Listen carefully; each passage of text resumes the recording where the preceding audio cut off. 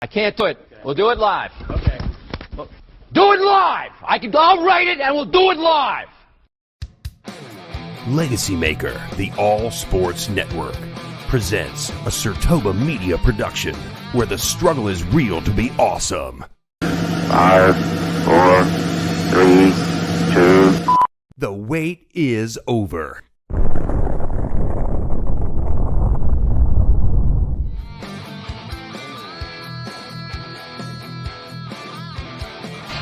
Yeah, it's a little chilly out here. It feels fantastic out here. Get your popcorn ready. It's time for the In or Out sports debate with your hosts. Hello, everybody. Darrell, Owens, LegacyMaker Sports Network, along with Drew Willingham.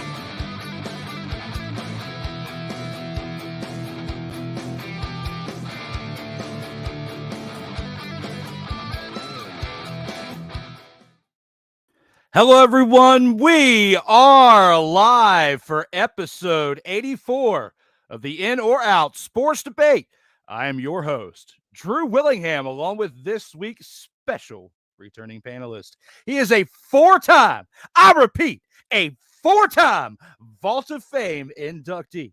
He is formerly Mr. Rollback for Walmart Supercenters, a legend in his own making right there. Then is the co-creator of the LegacyMaker Sports Network, my man, Mr. Darrell Owens. Welcome back there, brother. Hoo-hoo! Hey, man, look, glad to be back. Episode 84. I requested this back in episode 46 for a reason. Born in 1984, so it's one of my favorite numbers. I definitely wanted to be a part of this one. So thanks for having me, brother. Hey, anytime, brother. I definitely have a blast with you on here. Like I said, four-time Vault of Fame inductee, going for 5 with this one right here. My man has had a very busy start to this year with all of the stuff he's covered between the Super Bowl, then going on a trip to Vegas for his honeymoon. Congratulations on that for 17 years. 17, and for being part of an epic journey to Vegas and kind of scoping the land out for next year for Super Bowl as well. So yes, fingers crossed some more of us can go with you and provide some excellent coverage of sports as we do for the All Sports Network for LegacyMaker Sports. So definitely you've been killing it this year. I'm just glad for you to carve out a little bit of piece of time in history right now for 84 of the In or Out Sports Debate with me, man. So glad to be back. Last time we was on here, this is gonna sound bad out loud, but we were in the 69th episode, so it was a birthday celebration, and so it was good. It's good to be back. It doesn't seem like it's been 2 months, but it doesn't. The 2 months went by fast, and all those episodes too. I didn't even know that 84 was going to get here as fast, and I didn't even know 69 was going to get here as fast. It happened to land around my birthday. I was like, this is too funny to not do it on the birthday. And then you were there, which made it even better. We had a great episode. The celebration was great. And now 15 episodes later, and we're only in the first week of March. It's a great week, guys. For those of you who are watching, it's definitely not usual for us to be here on a Sunday night. I start a new job tomorrow, so we're doing this. Thank you, my man. We're starting this on Sundays. Going to keep this going on Sundays for the next month or two until I finish my training and then go to my actual schedule, which is the same schedule I previously worked. So everything will fall back into place. But for right now, Sundays are a busy day for myself. We had the Sports Senseis Unleashed earlier, episode 12 on Snowman Multimedia with our guy of Sister Network, Mr. Brian Snow of Snowman Multimedia. And then we have this episode right now, episode 84. And Darrell, like we do in the beginning of every single episode, we have to acknowledge the Vault of Fame. Acknowledge me.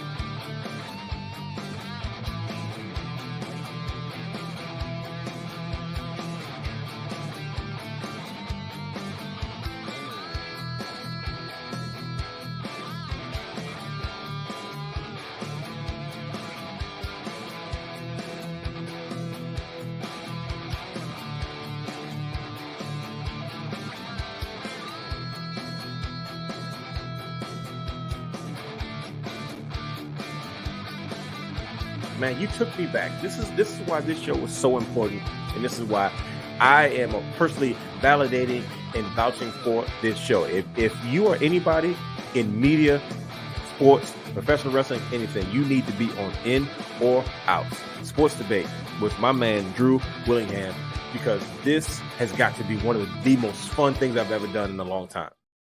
Ladies and gentlemen, that is the In or Out Sports Debate Vault of Fame, which you can find here on the LegacyMaker Sports Network on Facebook, Twitter, Instagram, YouTube, LinkedIn, and the new TikTok channel, and the latest and awesome sports coverage at LegacyMakerSports.com. You can find the In or Out Sports Debate on Facebook, Instagram, TikTok, Twitter, and Twitch, as well as the audio platforms on Apple and Google Podcast, Spotify, Amazon Prime, Anchor.fm, and you can download these episodes individually on iTunes.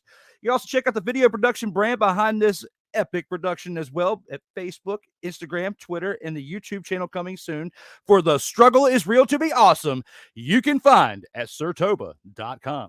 If you want to find me individually, you can find me on Facebook, Instagram, and Twitter, as well as at SIRTOBA.com. And my epic profile situation that I have there, we're talking about Bray Wyatt as my favorite wrestler at LegacyMakerSports.com. You can find Darrell there as well. And you can also find him back here for episode 84 as we are live on the In or Out Sports Debate. My man is back. We have 5 epic rounds to go through. Some people wonder how I breathe through all that, but hey, I'm making it happen through all this practice. 84 episodes, man. We have been having an epic time since this thing started up almost 3 years ago. And we have 5 epic rounds and 1 bonus. And without any further delay, you guys, let's go ahead and get this unit started with round 1. Round 1. Baseball team Darrell knows very well the Seattle Mariners will need to make some more moves before the trade deadline in order to stay relevant within the AL East. How do you feel about this one, Darrell? Do you agree with the statement in hand? Are you in or are you out on this one? I am in.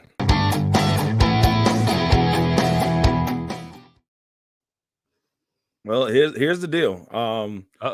Here's the deal. As a Mariners fan, I got to go ahead and get this out the way. Like, last year was like a blessing. You know, it's been a long time, ladies and gentlemen, like waiting. Last time the Mariners made the playoffs before last season, I was a junior in high school. I am now 38 years old.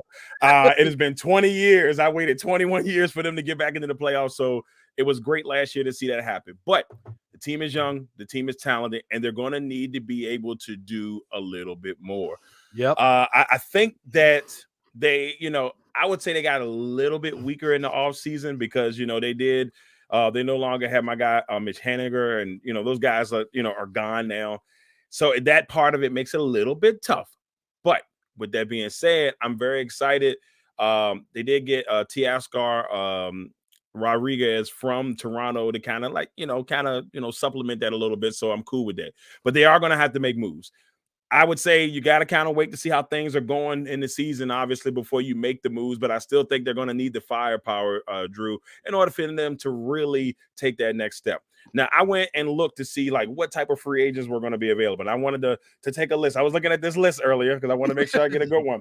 So one of the problems was at shortstop. JP Crawford is there, and a lot of people thought that might be an upgraded position. So there's a couple guys out there that maybe trade deadline wise, if things are not going well. The 2 guys, I would say one is Tim Anderson. If Tim Anderson from Chicago comes over, that'd be a nice power, nice bat to the lineup. Then the Elvis, oh my God, I don't know why I'm having a brain fart. Elvis, oh my goodness. Play with the Rangers, Drew. Oh my God, I'm having a moment. Elvis, yes, Elvis Andres. Yes, Elvis Andres. yes. There we go. I don't know. So Elvis Andres is another guy that you can bring in and kind of solidify position defensively, but also help them out with the bat. So that's one position. But then pitching is going to be huge for them. They brought in Castillo last year, and he pitched great. But there's some big names that could be free agents that teams may want to try to move on from. Matt Scherzer, Clay Kershaw, guys like that will be available around that time. Johnny Cueto is also going to be another guy that could be in that mix around that time frame that they may say, okay, we need another veteran arm to kind of help us push through. So when you got the defending champions in your division, you got to do a little extra. And of course, Artani is out there as well, but it is what it is. Yeah, I mean, it's going to be interesting to see how things go throughout this season. In order to progress from where they were at, in order to stay relevant within this AL West, considering the moves that were made within the division as well, yes, they will need to make some moves. I'm in on this as well. I really like that pick Darrell had said about Elvis Andrus. That was definitely a good one because there's not many people out there named Elvis. And when you have the name Elvis, you're going to be doing epic things because there's not many people out there that haven't had the name Elvis named after the king who haven't gone on to actually do great things out here in these streets. But when I put everything in perspective and I think about where this team was last year, Seattle finished the year last year with an epic record of 90-72, which was pretty epic compared to what they've been the years previously. Because Darrell can tell you more than I can about the epic woes that he has faced as a Seattle Mariners fan, kind of like what I face as a formerly known as the REDSKINS team that I call the commies. Okay, so we have similar respect within that when it comes to our own teams that we follow and the heartache that we've both endured, because we could rock, paper, scissors for which one of these teams is one that's more likely to give you a heart attack, cardiac team. So because of they keep you in it and all of a sudden, bam, you're out of it right there at the end. It's tough to watch. But back on task, when it comes to this team needing to make moves before the trade deadline, yes, you just paid your star rookie last year. He hadn't even finished the season yet, and you gave him that epic deal that you gave him. Now, Joey and I were debating this before the season even ended on why you should even give that kid that much money. Like they were afraid to lose him. You still had time left on the rookie deal, but then you could have him sit out, miss time. All this stuff affects morale and his, continuous progression within the game. I kind of get it. I think you threw him a little bit of money too soon, but we're going to see how that all pans out over the course of the next few years. And if they fluctuate the cap good enough to bring in other pieces to support Rodriguez, because he is a special talent. We've already seen what he could do last year. The team's already hot. They already had a spring training game earlier today, and mollywhopped the Brewers 6-1. Okay, I know it's a spring training game. Let's not get too hype out here. However, when it's 6-1, I just cannot help it but to get excited over a mollywhopping from the Mariners to a team known as Brewtown.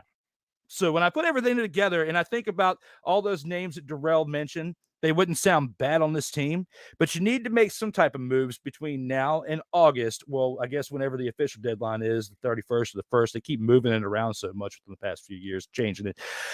Now with the pitch clock, I don't know how much that's going to affect the trade deadline, but it sure enough is working in the favor of Max Scherzer right now there, Darrell. It is working out great out here in these streets for Max Scherzer. I don't know if you watched that video of him the other day. No, I have to go back and take a peek at that. But I will say, I feel that even whoever they get around that time frame, more likely they're not going to sign long term. It's going to have to be somebody that they're just, hey, we need you to help make the playoff push, and hopefully this will help boost you up in the offseason and boost your free agency. Jerry DePuto, who's our GM, who VCU alumni, whoop whoop in the building. He has done a really good job as a GM there. I love him as a GM there. Yes, we've had some rough years, but everything he said that he was going to do, he's done. We had a couple of years when Robert Cano was there when he first got there, and they were looking good, but Cano had some, issues, and they would miss the playoffs by like this much. Then he decided, you know what, we're going to reset the team. And he said by 2021, 2022, we'll be back where we need to be. He said that 3 years ago, and when he decided to ship everybody out. And what happens? They make the playoffs. He can't, in my eyes, he can't do no wrong. Everything that he's ever said, he's done. So I trust Jerry with all my heart, and that Ram blood is in him. That Richmond swag is in there. So I got faith in my man Jerry. Keep doing your thing out there in Seattle, brother. And those of you RVA fans, we will get back to talking about a little bit of VCU here with round 3. But after an epic discussion for round 1, we were both on the same page with this, you guys out there. Let us know in the comments how you feel about this one. If you feel like the Seattle Mariners need to make some moves in order to stay relevant within the AL West.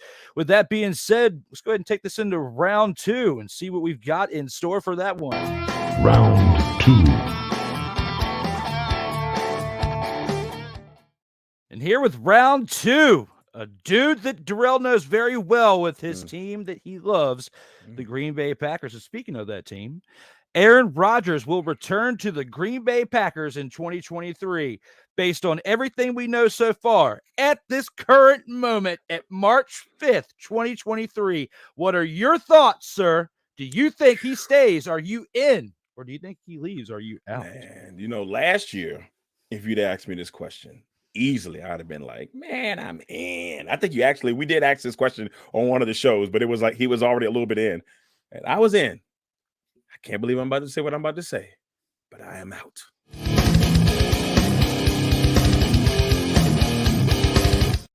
Whoa! Look, man, I think it's time. That God, it hurts out loud to even talk like this. But here's the thing. I look at this Green Bay Packer team, and after last season, we had some moments. The young guys struggled a little bit, but it took them some time to kind of get where they needed to be in order to be who they are, or who they were towards the end of the season, I should say. Mm-hmm. So with that being said, I think it's time. I think it's time that they move on because, I mean, yes, with the money that they got to find somebody, first of all, that's going to be willing to take that $60 million for a quarterback for 1 to 2 years. That's going to be a problem within itself. Mm-hmm. Like trying to find that guy right there, see what goes on there. But for me, I think it's time. I'm personally ready to see the Jordan Love era because when you draft a guy in the first round, you want to see him play. I mean, you want to see him play. You want to see what he can do. And we saw some flashes. I know it was, in some people's eyes, it was garbage time against Philadelphia. Third, fourth quarter, they were down by, I think, like 10 points by that time, and they were kind of out of it when they were trying to make a push. But I always tell people the thing that kind of that moment reminded me of that time that Rodgers came in Dallas against the Cowboys, and they didn't win the game. But I saw something. I said, whoa, this kid's got talent. Poised in the pocket. And so I was just like, yeah. So for me, I'm really excited to see what Jordan Love can do, man. Like it's time. It's time. I want to see what the franchise future is. We've had I've been a Packers fan since 1991. And in my 32 years as a Packers fan, we've had 2 Hall of Fame quarterbacks. Yes, only 2 Super Bowls to I hear that all the time, but some people ain't got none. So, and we went to 3 Super Bowls in the process. Some people ain't go to none. So I'll sit there and say to myself, like, it's just time, and it's okay. Like, this is different. When Favre left, I was kind of heated because I felt like Brett, he was waiting to the summertime after like everybody had started getting their mind mentally set on the move on. And Brett was like, I ain't going nowhere. I'm like, come on, bro. Like, you can't do this. So but Aaron already said he wouldn't do that. So we'll see. But I think it's time for Jordan Love era. Hey, well, just like you thought, with the Law and Order coming down, the gavel coming down mid-speech. The gavel's about to come down again as I'm going to disagree. I am in. So many people are going to be like, why are you out here disagreeing with Darrell in this one? He is a Green Bay Packers fan. What? I said he's a Green Bay Packers fan. What? We're out here having a discussion about Aaron fathering Rodgers. What? And you, as a Packers fan, want to give up hope already. What? I can't. Just not quite yet. He spent 4 days in a cave. What? He said he spent 4 fathering days in a cave. What? Maybe doing some things that you nor I would condone that you do within those 4 days in a cave. What? But he still did it. So when you put it all that in perspective, he did that time. He thought about what he was going to do. And the biggest thing he thought about was probably this. And again, keyword probably, because he hasn't made a decision yet. This is all speculation. When you think about what he probably thought about during that time, you go to New York Jets, you're going to need more lonely nights in the cave to recover from all the times they have let their quarterbacks down in the past. That is a quarterback graveyard. You do not want to subject yourself to that. Then you've got the Oakland Raiders now moved to Las Vegas, and now they have Devontae Adams, your former weapon. Keyword former, because he's going to stay former. He's not going to Las Vegas. The one place I see him having a success, if he were to slide right on in, would be my team, the formerly known as the Redskins, the Commies, because they are one great elite quarterback away from getting over that next hump, as we almost saw all 4 teams from the NFC East make the playoffs. That could potentially happen next year, but they could run through the actual division with somebody known as Aaron Motherfather and Rodgers as their quarterback. Will he be there? No, he will not. But I say that would be a lot better than going to Las Vegas or going to New York. He'd be better off staying in Green Bay because you've developed some young talent there already between Christian Watson. I think your boy Randall Cobb needs to hang him up. But there's other talent that you can bring in there. There's other wide receivers that are going to be free agent. There's other pieces around the offense that you could bring in to establish that team a little bit more to suit Aaron Rodgers' play style. You signed him to all that money in a contract for a reason. He has to be the one that says, I want to go here in order for that deal to go through because of all the guarantees you've already given him. Like through next year, on paper, in this moment, he is locked in to be there in Green Bay until we get some breaking news, which I have a breaking news tab ready for me to go and enter it in during the show. Until that happens, he is still a Green Bay Packer. And with everything that we dealt with Favre and everything that we saw with him, who was the predecessor of Aaron Rodgers as a quarterback, when we think about everything that went down with that, it's not going to be quite as bad and it's quite as dramatic as should I stay or should I go now, pretty much is what was going on with Brett Favre. Aaron Rodgers is going to decide whether he wants to stay in Green Bay, leave, or retire. That he's got 3 decisions to make within one. And if he makes the right decision, which to me, I feel like would be a team that's already invested into him his entire career, a team that he has said publicly before he would like to retire with and bring one more Super Bowl to. I know as a fan, you love everything that I'm saying. Let's hope this happens because Jordan Love may be a good quarterback, but Aaron Rodgers is a great quarterback, Darrell. Okay, so I agree with everything you said is not wrong. I want to go ahead and make sure I let you know that right now. Everything you said is not wrong. So, the fan of me, I'm like, yes, I would love Aaron to come back one way. I don't want to ever see Aaron Rodgers outside of the green and gold unless he goes inside to coach the Baylor Bears or something like that. And that's, if he goes and coaches somewhere, that's completely different. I don't want to see him go nowhere. We do know this much though. He's not retiring. And the reason why is because he doesn't want to be in the same Hall of Fame class with Tom Brady. If he waits till next year to retire, which is what I felt even after he signed the contract, he goes and waits till next year to retire. Guess what? When he retires, he's the head of that class. There's nobody that can retire now that's going to take his spot that would outshine him in that Hall of Fame class. But if he decides to retire this year, guess what happens? He's going to get outshined by the GOAT. He's going to be in the shadow of the GOAT that he's been in the shadow of his whole career, to be honest with you. The comparisons are always there. So he's not going to retire. I pray that he, that they make a decision soon more than anything. I'm good with waiting for another year for Jordan Love. I don't know if Jordan Love is okay with that, but I just don't want all the controversy, man. Can we just go into the draft focus? That's all I care about.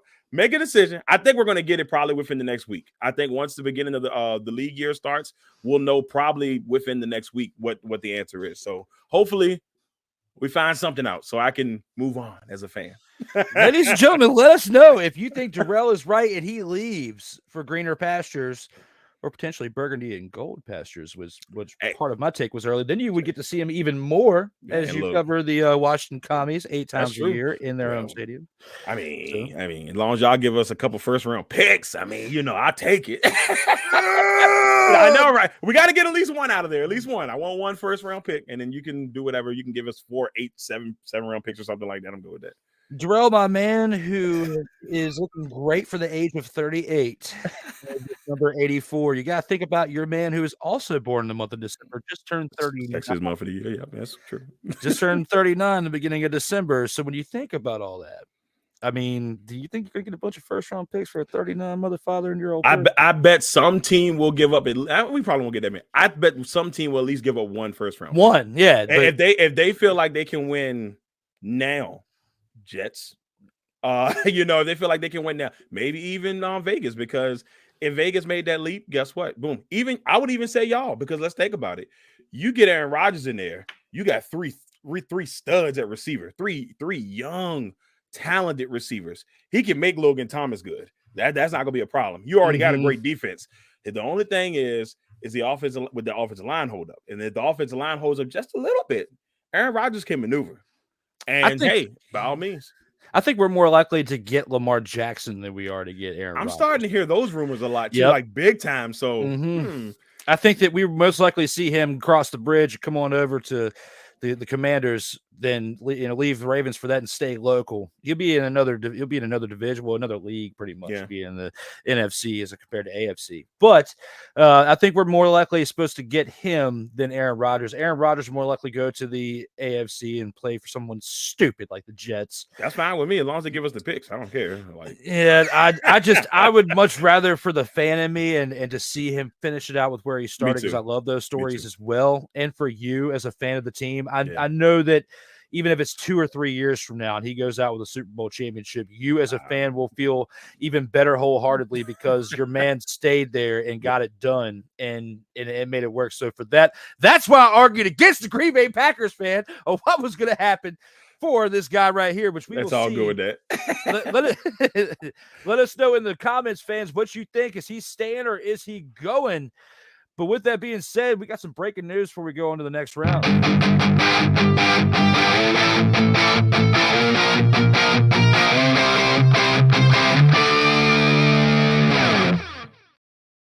And that breaking news is this. Next Sunday, episode 85 will be here. Joey Raymond will be here at 8:05 p.m. Eastern time as we kick off the March Madness edition. We'll be talking some March Madness on episode 85.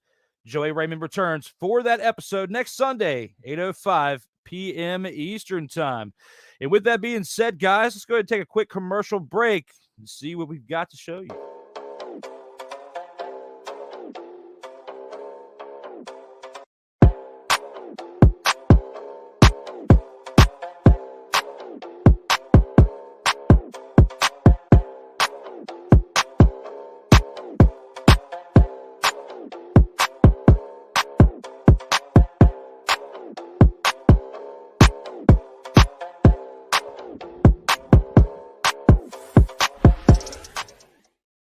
Ladies and gentlemen, that is the Sports Sensays Unleashed, which you can check on Snowman Multimedia. Episode 12 dropped today at 5:05 p.m. Eastern time. With that being said, let's take a look at a peanut butter and jealous ad. This episode of the In or Out Sports Debate is brought to you by Peanut Butter and Jealous. When you're feeling a little blue based on what others are doing around you, spread a little peanut butter and jealous on your sandwich to make yourself feel whole again. That right there, if you're feeling a little blue, you could share it with a friend up top. You can also eat it yourself. Don't directly advise you to eat it the way the guy is in the bottom right, but grab yourself a little peanut butter and jealous from your cabinet right there if you're feeling a little blue based on what others are doing around you.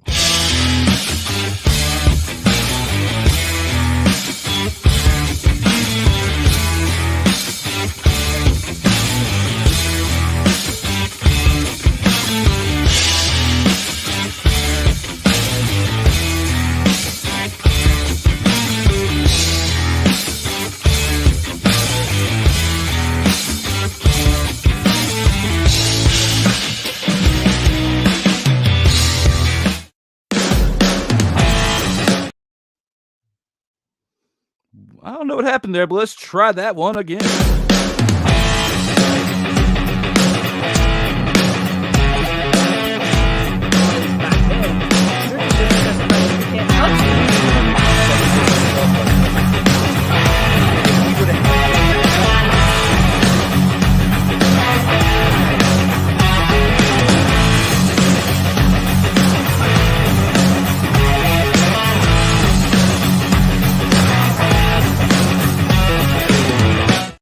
Ladies and gentlemen, we are back for episode 84 of the In or Out Sports Debate. Myself, Drew Willingham, and the man, myth, and legend, Darrell Owens are back. Let's go ahead and see what we got in store for you for round 3. Round 3.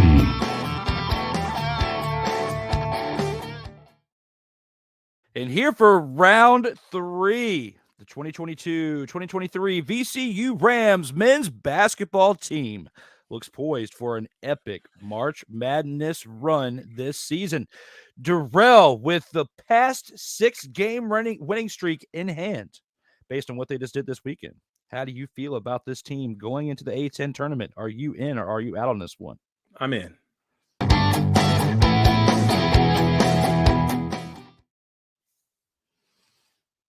Here's the thing about VCU. Coming into this season, I think they came in preseason ranked like 4. I think they were in the top. I think they were like 4 or 5 coming into the season that people thought, maybe this is where they was finish off. A lot of people had written Coach Rhodes and this team off. They looked at it and said, wait a minute, he's got to start all over. When they lost a couple of their big players from last year as they transferred. And a lot of people thought, well, he's not going to be able to fix this. He's not going to be able to bring in the players that are needed to get this team back to where they were. But Ace Baldwin is a stud. And I believe you and Rob, I know you and Rob talked about this on 83. Mm-hmm. And I know that me and Rob were both at a game. And I remember VCU's communications director came in and it was like, man, that Ace Baldwin is special.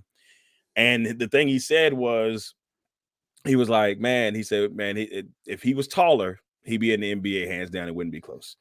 And I think that's the only knock on him is that he's short, and unfortunately, but when it comes to leadership, toughness, as good as they go, VCU is absolutely dangerous going into this tournament.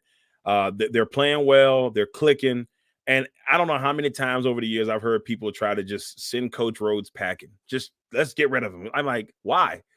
How many years of coaches did they have? They had Shaka Smart. He ran out of town the first opportunity he got. Yep.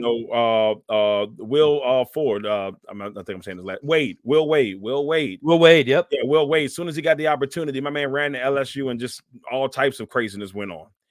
And then a guy who was here in the previous regime comes back and wants to be here, signed a 5-year contract to be a 5-year extension to be here at VCU to coach these guys. Because why? He went to Randolph-Macon because he loves this school. I want a coach that loves being here. And under his leadership, yes, this team is poised to finally get in there and win that A10 tournament. It's just been eluding them. Like they've won the regular season a couple times here, but that tournament title, it just keeps eluding them. This is their biggest chance. Richmond, unless they catch fire, that's not happening. They're not going to repeat as champions. Their biggest problem, they'll look at teams like St. Louis. St. Louis is going to be a problem, even though they beat St. Louis not too long ago. But St. Louis will probably be their biggest problem if they get to that point. They're poised. They're ready. DeRoche, great player. Kern, like you had in the graphic, great players on this team. And you know what? The one thing I love about Coach Rhodes is he teaches those guys to be unselfish. And the way he rotates his team, man, he'll keep, like, you would think, I remember when he first came, I'm like, why does he take the players out so fast? Like, he would have a guy in, he'd have the starting 5 in for like 4 minutes, take him out, bring up a whole new 5, and he would just rotate 2 or 3 guys. And I thought it was the craziest thing. But now, as I've seen it for the last 5 years, it's brilliant. His guys never get tired. Most of the guys know what they're doing when they come in there. If somebody goes out because of injury, he can plug them in there. He has confidence that those guys are going to do what they're able to do. So VCU's poised, man. I don't know how deep of a run they can make. I think they can win the A10, maybe getting 1 or 2 victories in the big tournament. Definitely at least 1. But we'll see how it goes. Considering Ace Baldwin's been iced for the majority of the month of February, because since his matchup that they had when VCU beat St. Louis on February 3rd, when they were in St. Louis, Ace Baldwin on that day had 37 points. And that was his career high, I believe, and hasn't touched or sniffed anywhere close to that. But based on everything else that Darrell just covered, I got to agree I'm in on this as well. Ace Baldwin's been struggling, it looks like, on paper throughout the month of February. But when you look at everything in perspective, he's played more team ball throughout the month of February. And it's like Darrell said, Rhodes is really good at rotating the players in and out. Don't take the pun because it's in or out. And don't compare us to the burger place. We are not In and Out Burger. We are in or out sports debate. But when you think about him rotating his players in or out, and you think about everything that happens within the style of his coaching, Ace Baldwin has done a great job for that team because on that 37-point night, he was the tipping of the scales that gave them the victory over St. Louis. When you look at the fact that that game itself ended in a 73-65 deficit, they only won by 8. So without his 37 points, it would have been a struggle. That would have been a real to be awesome on that night. So 2 puns in one round. But when you put everything in perspective and you think about this A10 conference, Fordham is right behind him at 24-7. They have the same record, but VCU tipped the scales a little bit with that because they had beaten Fordham 80-61 on February 18th. That's probably what honestly tipped the scales to give them the top of the A10 division, because now you go into the A10 tournament. This team now Thursday, March 9th. So in 4 days, 11:30 a.m., VCU will play a team that was previously played within the previous days leading up to that game to determine who will be playing that game. And we'll see VCU as the number 1 seed take on a team that's one of the very bottom of the barrel teams, and they are going to decimate that team, in my opinion. When you think about how this A10 conference is going to go down, the only team, and I'm going to go on record by saying this, the only team that I really see giving them trouble in the A10 tournament is Dayton. Because the game that they played against Dayton was a 4-game win. I mean, the 4-game win for Dayton. That was the last time that VCU actually lost, by the way, because they've been on a 6-game winning streak since that loss when they were at home and they lost to Dayton. So when I think about the fact that they have gone on a 6-game winning streak from that moment, that was a very inspirational moment to let these guys know it's either now or never. We need to be all in if we're going to make it for a run to be at the top of the A10 and seed ourselves pretty well into this tournament. But you still have to worry about Dayton, who was your last deficit. And even though they're not at the top of the division, when you look at the A10 division, even though Fordham's there, Dayton's still 4th. And they're still dangerous. They could be a force to be reckoned with in this tournament. And that's why I do feel like that they're going to go on an epic March Madness run. But the one team that could potentially give them problems in the A10 tournament to give them a hiccup for seeding going into the big dance would be Dayton. I see you on there, brother. Here's the thing about the A10. It's one of those conferences that anything can really happen. I mean, and you make a great point about Dayton. Dayton has always given VCU problems. Heck, they lost to Dayton in the A10 championship in the pandemic year.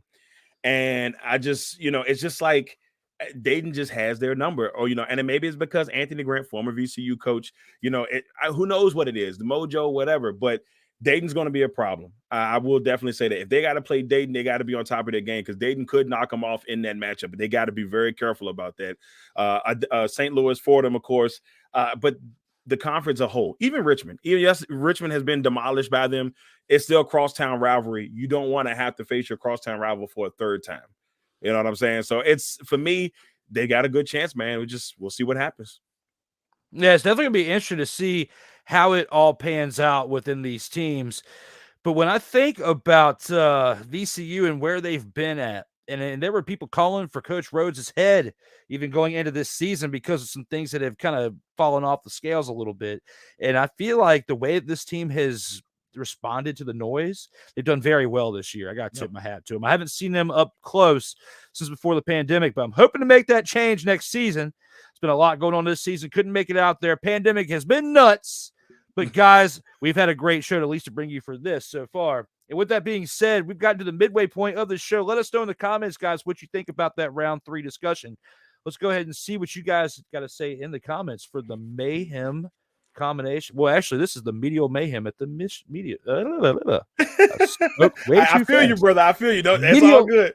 That caffeine. Medial Mayhem is where we're at now, guys. And we're going to go ahead and take that into this part of the show where we get your voices heard.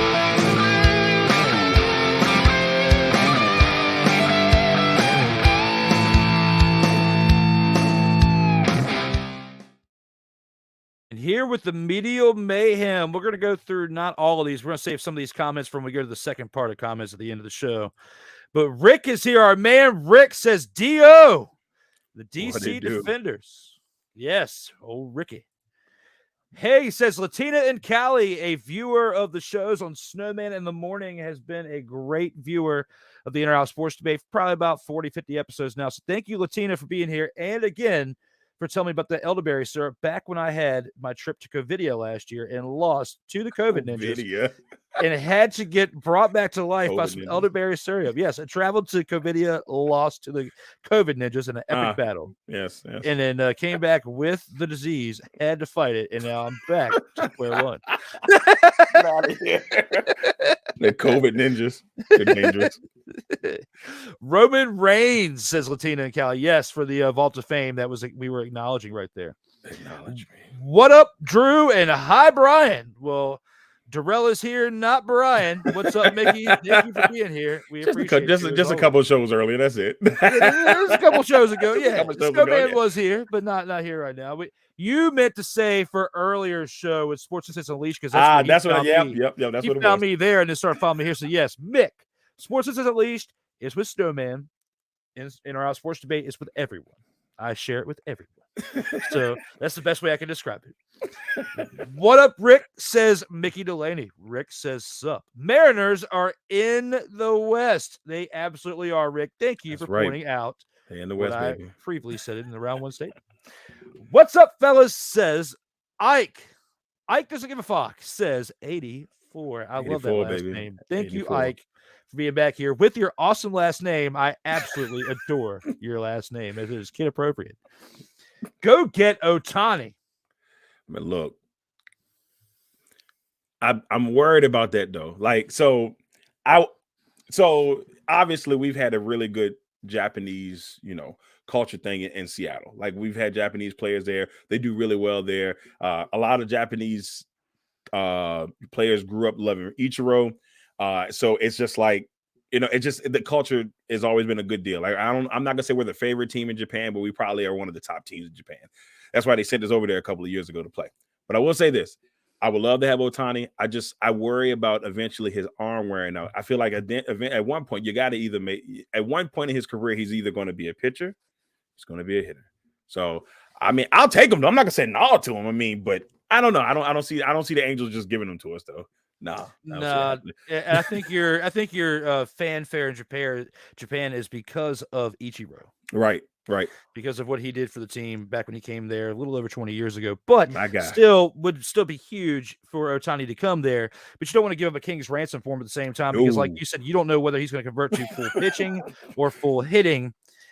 My betting would be on him to switch over completely to hitting because he's had more success on that in the time that he's invested into it. So I would see him do that because he can go for the home run record the legit way if he were to convert over that with what he averages currently for his home run ratio. Agreed. Stephen Fanton says, yo! Well, Stephen, thank you for being here. Seattle got lucky last year. Wait a minute. Come on. Lucky is a little bit tough, man. Let us have it, Steven. Come on, man. It's been 21 years. In the words of the legend Cole Johnson, the Wonder Bread Choir is laughing at you.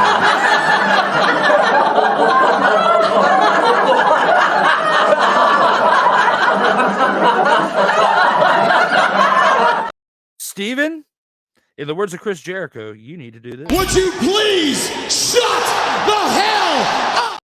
Because don't you come in here talking smack about my guys Seattle Mariners like that. No, they did not get lucky last year with a 92-70 record. Get the father out of here. Almost had 100 wins, man. Yeah. Come on, man. They didn't get lucky. They had to fight hard for that. Our man Corey Mann's in the house says, what's good, fellas? My guy Corey. Corey, we appreciate you for being here and your viewership and your fanship and for also being a Vault of Fame inductee as well. And for your continuous sharing of the show. I appreciate your marketing to help me out there, sir. I appreciate it. Who's doing great things with Greatness Gaming as well. Yes, man. Y'all check out our guy, Corey Mann. Look, met Corey Mann back in 2015 at a Walmart shareholders event. So that's how me and Corey became friends. And we hung out a little bit during that week. We've been friends ever since. He's a great guy. Go support him and Wally P, man. They do amazing things with Undisputed Champion. So much love to you, brother. Absolutely. Wally, a Vault of Fame inductee as well. He was just here last week. 82, right? 82, right? Yeah, 82, man. So he crushed it.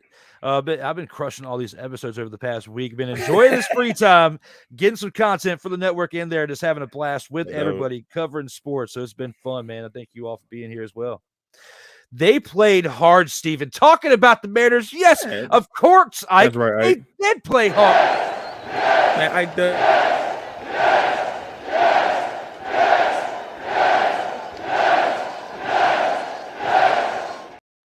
Yes, they did. Ike, thank you for coming in our defense for that, because Steven is being a troll out here in these streets. Mariners just need to pray at this point, says Corey. Yeah. I mean, I will say, like I said, I think they took a little bit of a hit, and sometimes it's kind of hard when you try to recreate that magic from the year before. Obviously having Julio is going to be the big piece to that. I think they'll still be okay. And I still think they can obviously finish second in that division, but they got to watch out for the Texas Rangers. Yes. They loaded up in the offseason. And to my former boss, Randy Orange, who's a huge Texas Rangers fan, I hope y'all fall off the face of the cliff. All right, continue. We'll definitely see how that goes, but you know how Dio feels about that with that take on that. Rick says, sup, Corey. Corey says, what's good, Rick? Not too much, Rick, says Mickey. What up, Corey? How are you, says Look at the love. What's up, fellas, says Rod Uncensored. Rod Isaac, of Baltimore Fame inductee as well. How you doing, was Rod? Here not too long ago. Rod, what is up, my man, a big Patriots fan? Fake news, he ends up in Vegas. You think A-Rod ends up in Vegas, Darrell? Well, What my man Rick is saying. I think it's a long shot. Well, after the Raiders have openly come out and said the other day that they're not pursuing him. They say that. Now I don't know how true that's going to be, but they openly came out and said it. I think a lot of people are screaming, "Oh man, they're leaning towards the Jets." Maybe I heard Indianapolis at one point, but that would make no sense especially if they're planning on drafting a young gun. So I think if it's either the Packers or the Jets, in my opinion, and unless some mystery team comes out of nowhere, I think it's the Packers or the Jets. But I put it all in perspective when it comes to all these destinations that Aaron Rodgers could potentially end up. And I think about all these different scenarios. It's like Sam Kinison getting in my face and saying this. Because I don't know where this man is going. And frankly, I'm on Primetide's side with this. Ain't nobody care. Who cares? Ain't nobody care. Because we don't care. We just want to see some positive results for everybody involved. Just make a decision already. That's all I care about. Yeah. I'm happy one way or the other. So, and just like the Cranberries said, don't you let it linger. Okay. So you don't have to let it linger, said the Cranberries back in the 90s. But you have to let it linger. So don't let it linger. Just make the decision already, Aaron Rodgers. Man, come on, bro. Jeez. Hey there, Mickey. Doing well. How about yourself? The love continues out here in the chat. That's a lot of love. The Patriots are going to the Super Bowl. Rod, get out of here with that. Will you cue Stephen A. Smith? Stay off the weed. They are not going to the Super Bowl, man. They off the weed. Yeah. Corey says Rodgers is out of there. Green Bay needs to move on with young pieces. Yeah, I mean, Darrell would definitely agree with you there. For the sake of debate, I went against it on that. So, guys, go back and check out round 2. It was definitely flavorful. Lakers are going to make the playoffs. Rod is a big Lakers fan, too. Darrell, go ahead and shut him down. That's tough. I will say this. I saw something the other day, and I hope it's not true. So, they said LeBron was at a concert dancing. I saw a video. I don't know if it's an old video or not. If it's recent, and then that man had the nerve to scoot his way into the building the day after I was like, bro, that better be an old video. It better be an old video. But because if that's the case, I'm like, man, there's a lot more dysfunction. I was like, at least hide it well. But yeah. I'm hoping that's an old video. Here's the thing about the Lakers. I think they did get better with the trade deadline. I thought that the young pieces that they brought in, Rui Hachimura, who was, had some really good games in Washington before he left. Mo Bamba is a young talented piece. I got to see him like first year when we covered VCU.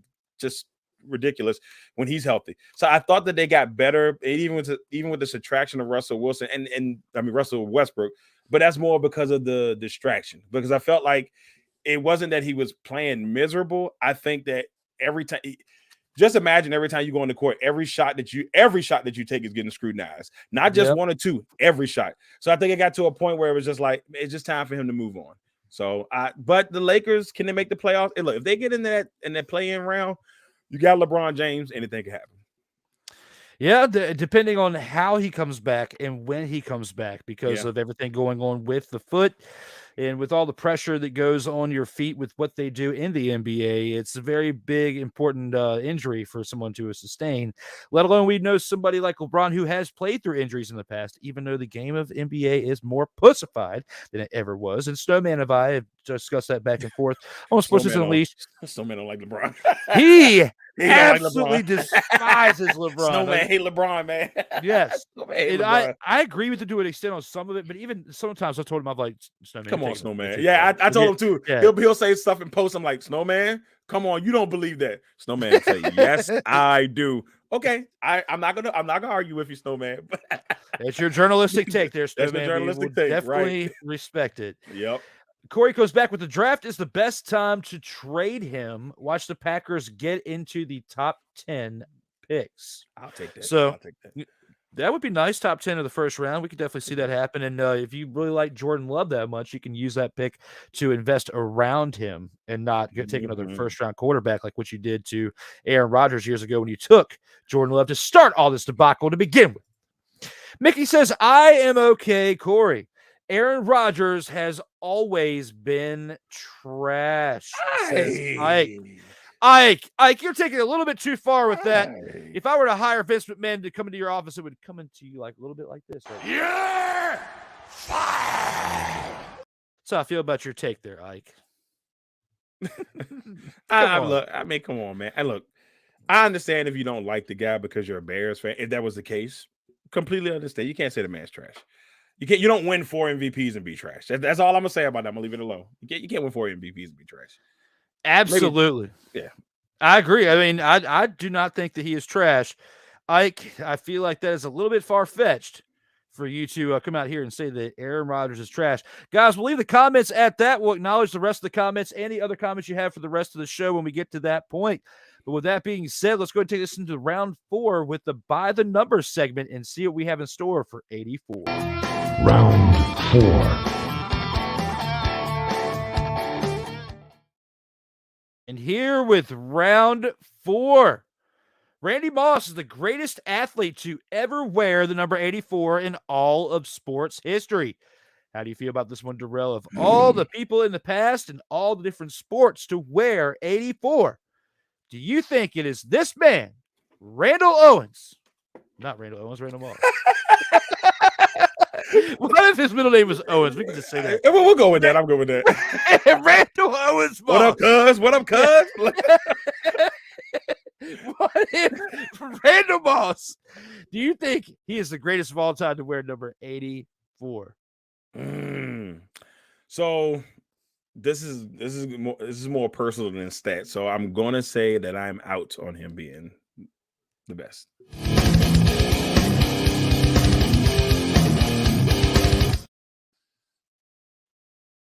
Actually, a tough one. And I would go deep into all the great 84s that have been out there, but this is all personal. When I was 7 years old, the reason that the first sport that I ever got into that I love was football. And if I had to be completely honest with you, the greatest 84 I ever saw was Sterling Sharp. And I know that the career got cut short. Okay. I know what people would say about that. And they're like, wait a minute, he's not the greatest he's the greatest all time for me. And so that's the way I had to put it on this one. I just feel like, without him, the passion that I have for sports probably wouldn't have never really happened. But to me, I hate the fact that his career got cut short because he was absolutely amazing. Now we know Randy Moss statistically way better, Hall of Famer. I won't take that away from him. But for me, the sports fan, in me has to go with number 84, Mr. Sterling Sharp, greatest all the time in my heart. And I know it's the wrong answer, but that's the only way I can go here. 84, baby, 84. Well, I'm going to agree with you on the fact that I'm out on Randy Moss. Okay, cool. And I'm going to agree with you that the man who was the best to wear 84, his last name was Sharp. But it's his brother, Shannon, with 3 Super Bowls. One of the greatest tight ends to ever play the game. When you think about the best to wear number 84, Randy Moss was still wearing 84. He'd be on the slide because he didn't wear it the entirety of his career. Shannon Sharp did. And the loudmouth retired with more touchdowns, receptions, and receiving yards than any other tight end in NFL history. So when I think about what one Shannon Sharp has done, when I think about how he has sat there and stared down Skip Bayless and has argued in those moments, even after his career, he's been a Hall of Fame tight end on the field and at the desk against the one and only Skip Bayless. Shannon Sharp had a very, very awesome career. A career that spanned for 2 decades. Well, not 2 complete decades, but he played in 2 different decades, in the 90s and in 2000s. As he was a part of great teams within the Denver Broncos with John Elway, which got back-to-back Super Bowls in the late 90s before John Elway retired. And then he got one more with the Baltimore Ravens in 2000, a part of that one team that had a no-name quarterback that barely got over the hump with the defense that they had carrying them the entire way through that championship. Because then Shannon Sharp went back to his home team, Denver Broncos, for his final 2 years in the league in 2002 and 2003 to round it out and to become one of the greatest tight ends of all time. At the time that he retired was the greatest, in my opinion. But we've seen some other great tight ends within that time frame since he retired. But when it comes to 84, if Randy Moss would have wore that number throughout the entirety of his career, okay, but he didn't, because when he went to Oakland, he wore 18. And he went to New England, he wore 81. I'm not going to sit up in here like James Brown did for episode 45 and sat here and looked at all my fans in their eyes and said, because Michael Jordan wore the 45 3 times or however many times it was, he's the greatest to wear 45 of all time.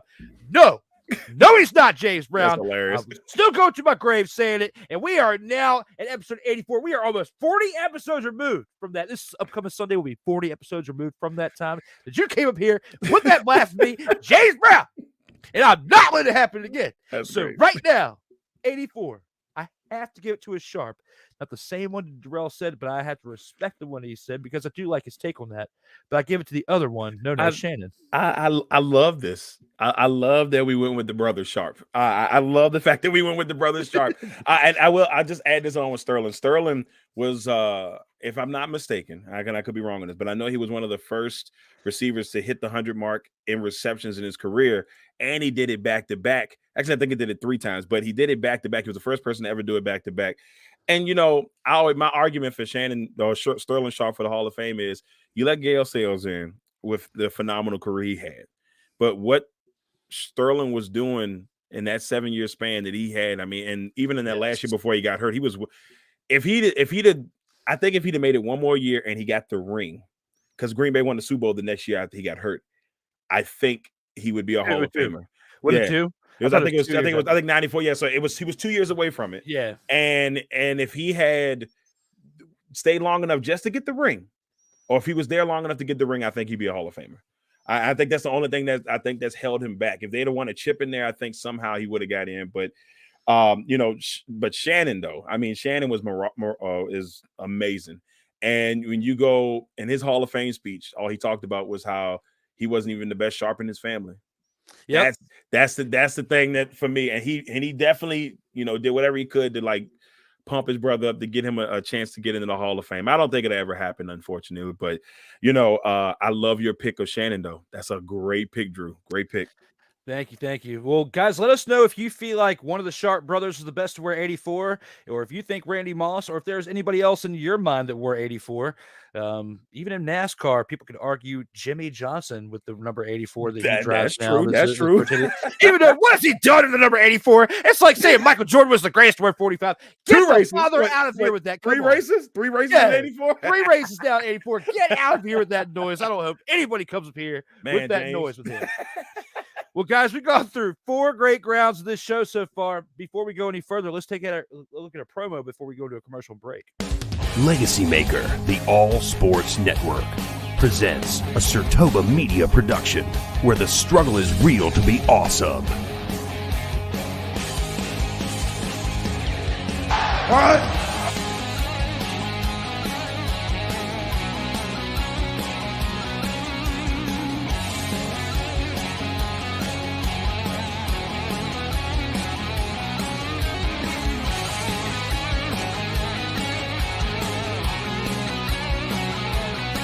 I'm better than you.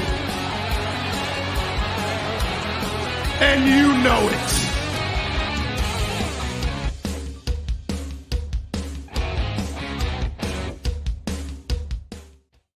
Ladies and gentlemen, that is the Kayfabe Express, which you can see the first 4 episodes now available on the LegacyMaker Sports Network, and hopefully to get that show back up and running at some point soon. Kayfabe Express, first 4 episodes now available on the LegacyMaker Sports Network. Let's go ahead and take a quick commercial break before we come on back.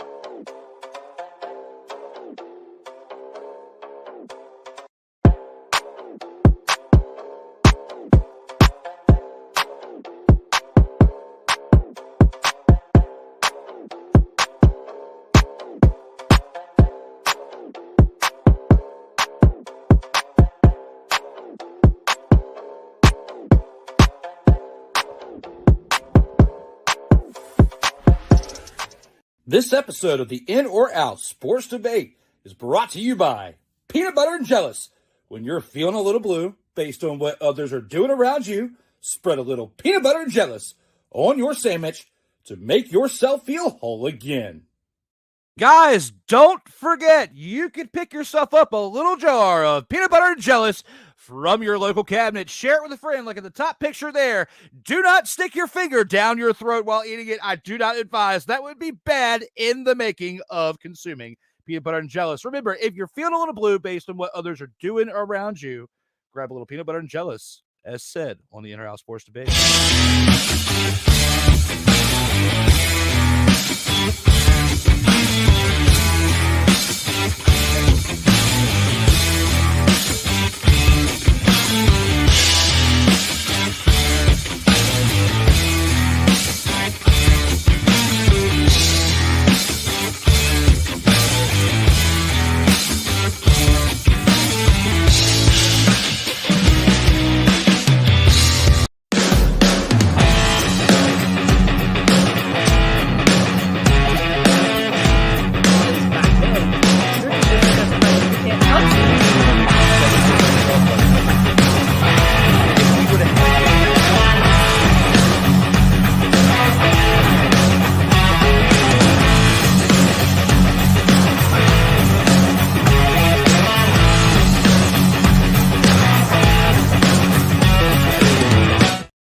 Ladies and gentlemen, we are back for episode 84. My man Darrell Owens and myself are back for this epic portrayal of 84 episodes that are now almost completely made. Let's go ahead and take this into a bonus round and talk some professional wrestling, a topic that Darrell and I know very well. Let's see what we got in store for that one.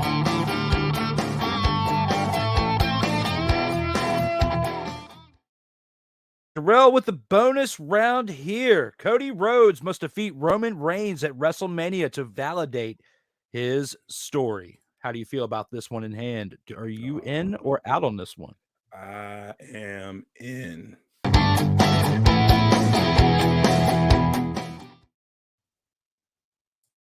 Here's the deal. Great promo on Friday. If you're a wrestling fan and you love promos, it was a really good promo between Roman Reigns and Cody Rhodes on Friday Night SmackDown. And that's the type of stuff that I'm hoping that we continue to get as we head to the road to WrestleMania. Here's the deal. If you're Cody Rhodes, you almost have to win this match, in my opinion. I don't think could he look strong and lose and then maybe not validate the story? Maybe they can continue the storyline on. That's possible. I really think that's possible. But to me, I feel like it would be a waste not to have him win it at WrestleMania in front of the crowd, the biggest crowd that you're going to get all year. It'll have that Kofi moment vibe. It has all of that potential if he wins. If he loses, Yeah, they still could maybe, stretch that storyline to the summertime, but why? Why? Yeah. Why do that? And my thing is, I got a feeling that Roman's going to take a break here soon. He signed that bit, and this is just outside of the wrestling front.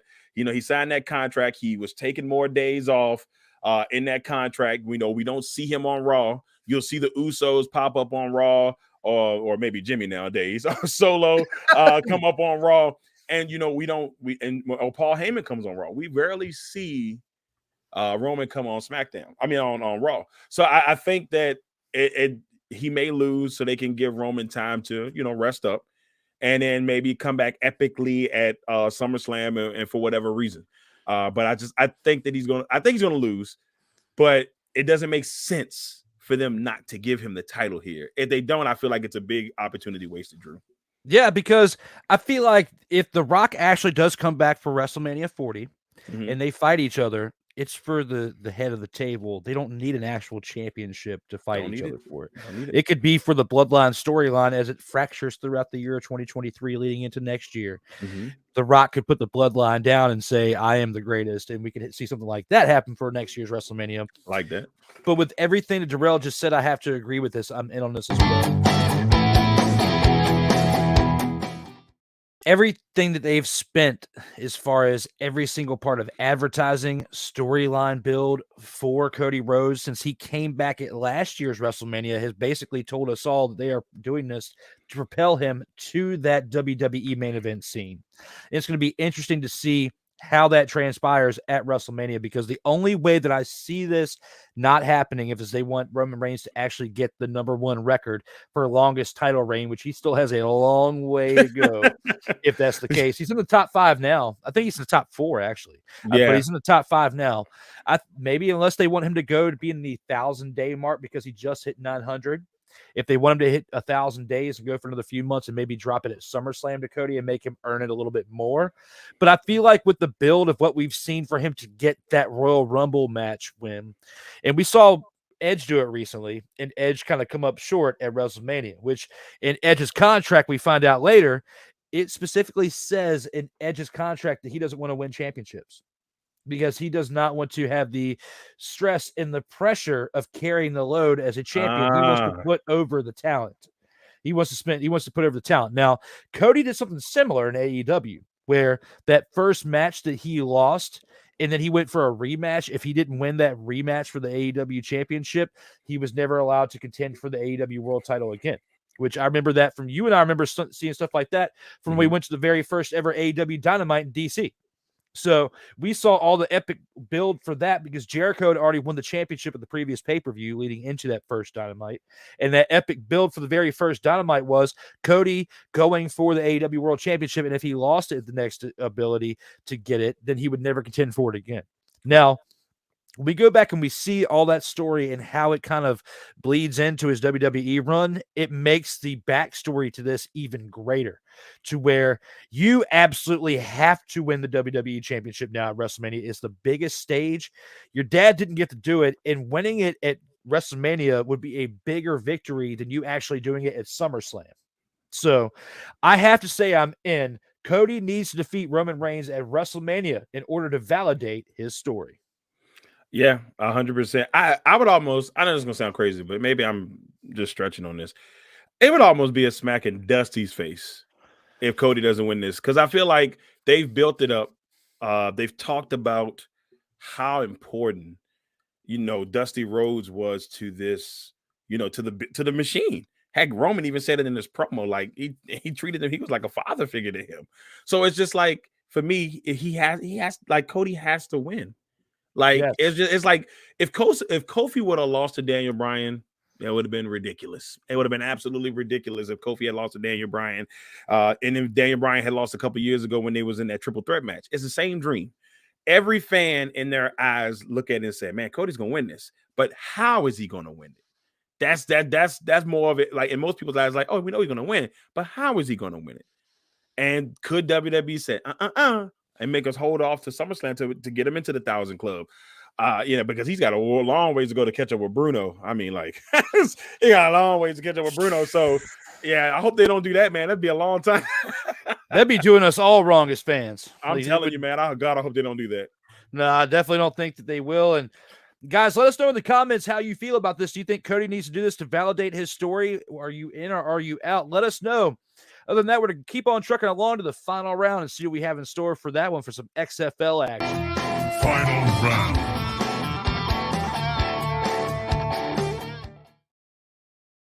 And here for the final round, an epic return of the Beer Snake empowered the DC Defenders to victory in Week 3 over the St. Louis Battlehawks. Darrell, as a first-hand experience, you were there earlier today. Drove all the way there, covered the game, came all the way back after having an epic celebration of your anniversary this week. My man has toughed it out to be here now for the final round to discuss what has transpired in his life over the entirety of this day. Tell us, do you think it was the Beer Snake that empowered him, or are you out? It was something else. Man, I'm in, man. Beer Snake for life.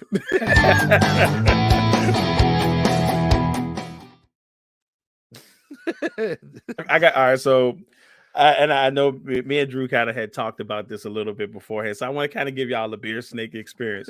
So a couple years ago, obviously, the Beer Snake became this big thing. Everybody was talking about it. Now the first game of this year, they tried to start. They started building the Beer Snake, and security said, and people got pissed. That's how we saw the lemons get thrown onto the field. That's how we saw the lemons get thrown onto the field in game 1. So now it's not just the Beer Snake, it's Beer Snake and lemons. So it's like a new tradition that it's the Beer Snake and there's lemons. If the fans don't like something, guess what? They throw lemons on the field. No joke. I saw a solid 10 lemons on the field today, if not more. The Battlehawks scored a touchdown and lemons started raining down. And it's funny because the stadium is providing the lemons with the drinks that they have there. But anywho, let's talk about the Beer Snake. So I watched this thing birth from the beginning to the end, and it's so funny to watch people gravitate towards it. So it started off maybe like a stack of 20 beer cups. Okay. And so in this, you watch fans walking from all different parts of the stadium with stacks of beer cups that they have, people in the section was like, hey, hurry up and drink your beer so we can take it to the Beer Snake. And then you see people literally walking up there, and every time they add it to the Beer Snake, massive cheers. Craziest thing I've ever seen. They go up there, they'll put the stack of cups in there, they'll be like, Beer Snake, Beer Snake. So you hear the fans shouting. At one point, we got a baby Beer Snake chant because a baby came up there there was a baby with a sign that said, I'm here as a part of the baby Beer Snake. The baby got a standing ovation for being at their first game and contributing to the Beer Snake.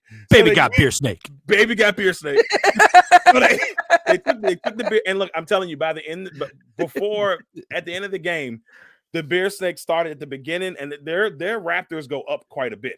It's like this really steep thing. This thing was swerving all the way up to the top. Bruh. So it's cups that, and me and the security guy were like, how many beers do you think have been drunken to build this thing? Because I mean, when it was small, I was like, that's got to be at least 2,000 cups right there. Just looking at how long it was, and there's people holding it and keeping it steady the whole game, while adding to it, and they don't take a break. The guy that was at the end holding them, this guy's been holding the beer cup since the beginning of the game. He's held it in his hands just like this. It was like an honor. It was an honor to him to be the lead guy on the Beer Snake committee because he sat there and you saw it just swirl up. But yeah, man, look, I'm gonna tell you what. When I say all that to say this, the DC Defenders experience is amazing. The fan base is amazing. And here's the crazy thing. It wasn't even packed. And this is not I hate to say this, Drew. I'm not trying to diss the Commanders. But the energy at the Defenders game compared to the Commanders game, and this is with less fans. It's through the roof. I never thought I would see the energy. But and my favorite chant, I'm not going to say it on the air. F Dan Snyder. That chant went on, and I'm not talking about once, throughout the game. So every time they scored. F. Dan Snyder. The Commander's not even in the building. But that's what the DC fans are feeling. They're hurt, man. Like the way he's ran that organization, talking about the Commanders, it has affected him. And the DC Defenders are their way out. A lot of fans love the Defenders so much because of what has happened with the Commanders. So, man, I'm telling you, though, the energy level, different. Absolutely different. Love it, though. Love it.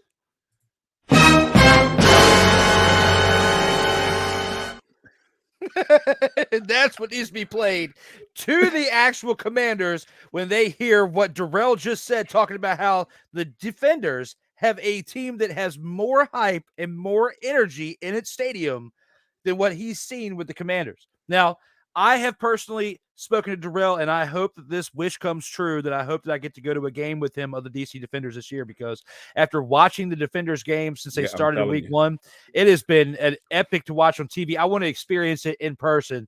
And it's like when he was the last home game, I asked him, I said, did you get pelted by any lemons? Because I was afraid for his life. It's like the way the lemons were coming on the field, I'm like, I hope they didn't hit my man with a lemon. Bro, look, I'm telling you, it's serious.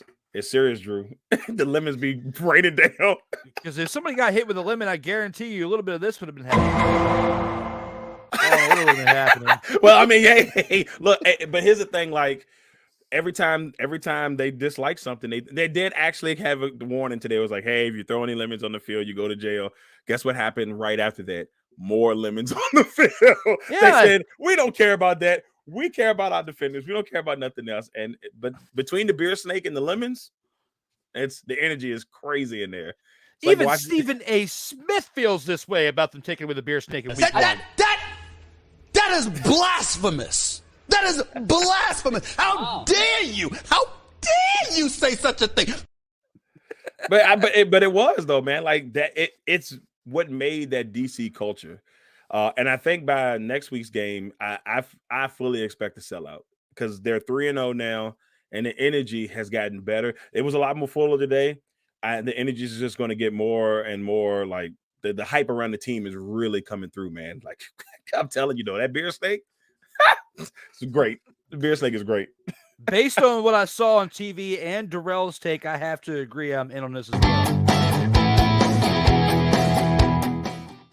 Now, when I think about the fact of what transpired in week one with the beer snake, let me go ahead and get some inspirational music for the background. All right. We'll take this to a little bit of paradise, a little bit of gangsta's paradise, as we talk about the fact that we had lemons thrown onto the field during week one.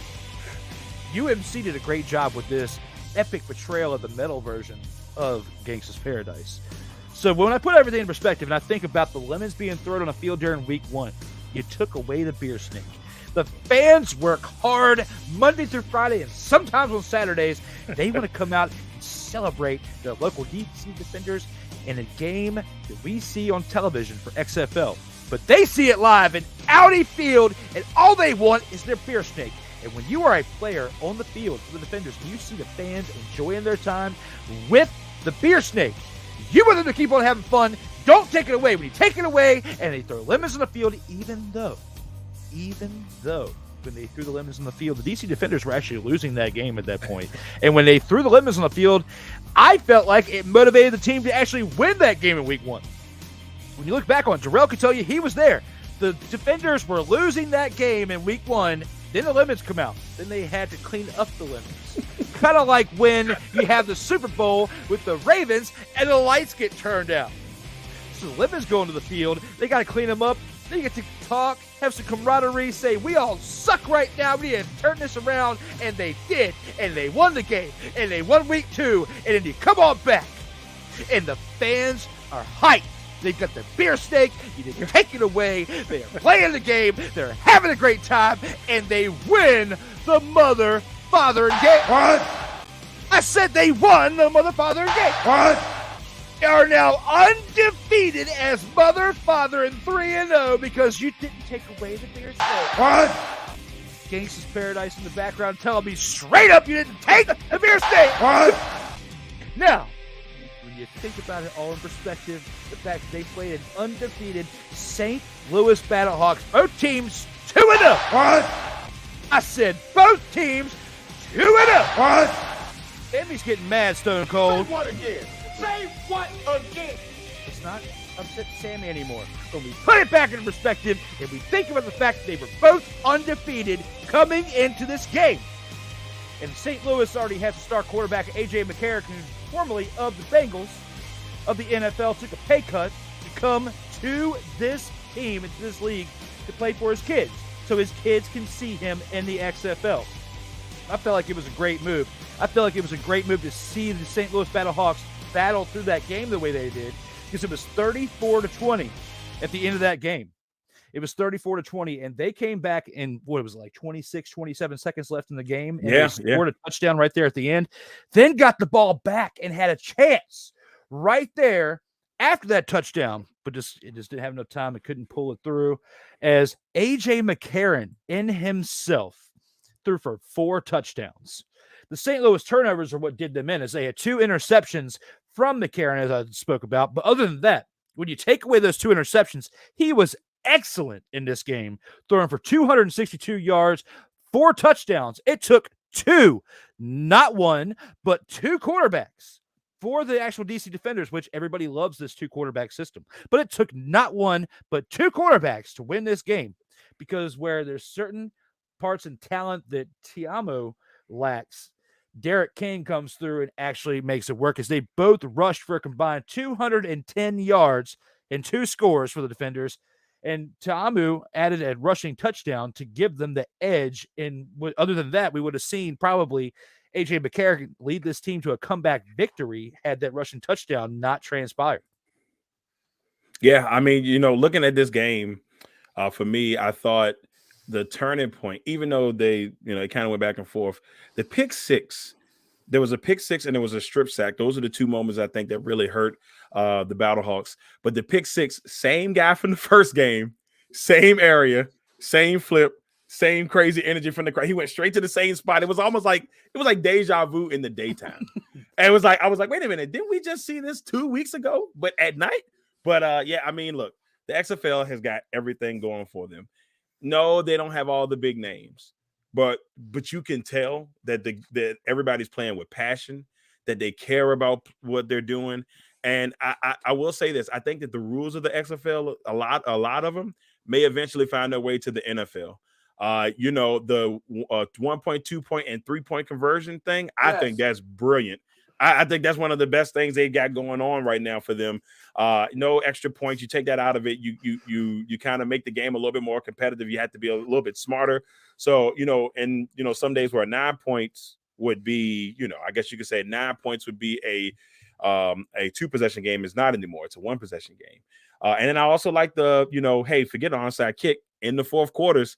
In the fourth quarter, you can do, you can go a 4th and 15 from your own 25. You don't have to go onside kick anymore. You can go for it and say, hey, if you get the 4th and 25, which the Battlehawks were able to do in their first game, boom. It's an exciting brand of football. I don't know if it'll ever supersede the NFL, but it's a great second option, man. It is great. I've enjoyed it so far. Do you think that the whole challenge any play rule will go to the NFL? It depends on how I really do think it depends on they got the right guy leading the way, Dean Blandino. I got to talk to Dean at the Super Bowl, and Dean, explained to me, he just said, look, we want to be transparent. And I think the way they do it is beautiful, because Dean makes the final call. You watch him make the final call. You watch him say, hey, this is what's wrong. This is what happened, da-da-da-da-da-da. And so that's the part of it that I like, because it's transparent. So even if he makes a bad judgment in our eyes, well, at least we know what he was thinking and why he decided to go with that. It's just, like I said, so far, so good. Maybe not the big names, but it's definitely been fun football. And if I missed the NFL, I haven't completely missed it because of the XFL. The XFL has brought some great fun parts to this entire league, into this entire viewership of football. But I think that the whole being able to challenge any play makes it very special. to us as viewers, because we've seen a tremendous amount of change within the game of football within the past 20 years. The XFL stole stuff from the NFL, or the NFL stole stuff from the XFL. The USFL really hasn't been that detrimental to football and hasn't really changed too much. I feel like that would be better off as like a minor league for football. Yeah. And the XFL is kind of like what AEW is to WWE. Not direct competition, but it is competition. Like, it should not be absorbed by WWE. It should be its own separate entity. Yeah. Just like I feel like XFL should be separate from NFL, because it provides us a little bit of extra flavor once the Super Bowl concludes for those of us out there who still love football and want to see it after the game of the NFL concludes. Yeah, I think the interesting thing about their partnership is that there's things that the NFL want to do, but they're testing it out on the NFL. So like the 2-point conversion thing, I think is one of the things that they have talked about, and they want to see how well it goes. So there will be rules that the NFL referees come to the game and they say, hey, this is something that we're looking at. And the XFL will, look at it and say, hey, this is something we'll try this year, see if it works. If it doesn't, they get rid of it.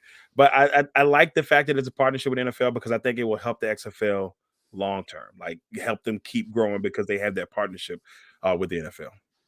It's going to be interesting to see how things pan out, because we just want to see a full, complete season for the XFL. This is the third time. Hopefully it's a charm. We saw a complete season the first season of the XFL back in 2001, but the pandemic screwed us out of the second go-around. This is the third go-around. Let's see it all transpire. Let's see an actual XFL champion. Yes, how let's see cool it. would it be for us to see it in DC? I look, I'm down for it. Let DC, hey, shields up, hashtag defend DC. Let's do it. I'm in there for it. Let's go. Let's do it, my man. Let's see how it happens. Let's see how it transpires. But until then, we have gone through all the rounds here of the In or Out Sports Debate. We now have to acknowledge something. We have to acknowledge that Darrell is now entered the Vault of Fame again. Acknowledge me.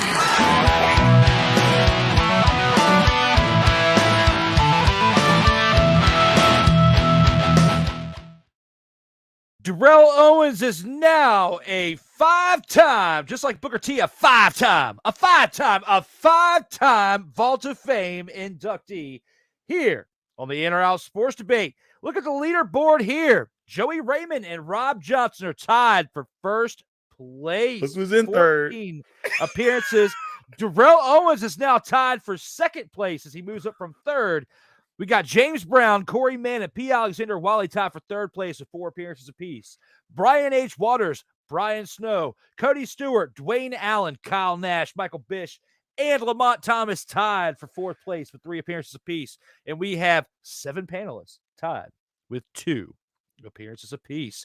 Guys, up next on the In or Out Sports Debate, you can find episode 85 next Sunday, March 12th at 8:05 p.m. Eastern Time. Joey Raymond returns for episode 85, and earlier in that day, you can find episode 13 of the Sports Sensation Unleashed on Snowman Multimedia. You can find everything here on LegacyMaker Sports Network on Facebook, Twitter, Instagram, YouTube, LinkedIn, and TikTok, and the latest in sports coverage in the All Sports Network at LegacyMakerSports.com. You can find the In or Out Sports Debate on Facebook, Instagram, TikTok, Twitter, and Twitch, as well as the audio platforms on Apple and Google Podcast, Spotify, Amazon Prime, Anchor.fm, and you can download these episodes individually on iTunes. SIRTOBA Media is the place where you can find the video productions provided here, where the struggle is real to be awesome, on Facebook, Instagram, TikTok, Twitter, and Twitch, as well as SIRTOBA.com for the latest in video productions. You can find my ugly mug here at Facebook, Instagram, and Twitter, and SIRTOBA.com for the struggle is real to be awesome, as well as at LegacyMaker Sports at the AllSportsNetwork.com. I know it's a lot, but it's actually LegacyMakerSports.com. If you want to throw a little tippy here, what Darrell Owens says are Willie Bucks at cash.app/$DWillie87 for the stoic look on the face right there at $DWillie87 at my Cash App. Back here for episode 84 is we are here with the man, the myth, and the legend for number 84, Darrell Owens. Hey, what I told y'all, man. Stop playing. You see how stoic Drew looks on that $10 bill? Y'all better go ahead and get that man some Willie Bucks. Go ahead and send that man some Willie Bucks. I done told y'all this is the 3rd episode I done had to preach about Willie Bucks. Send this man some money. All right?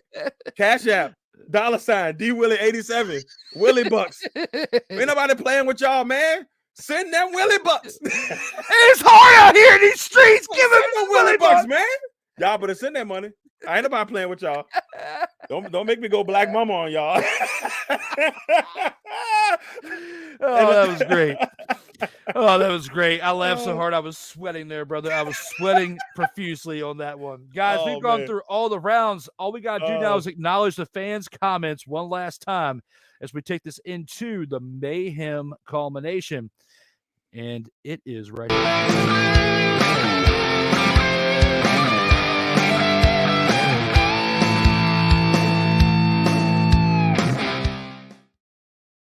Guys, the comments from the fans, what do you have left to say? Well, when we finished this off, we were at...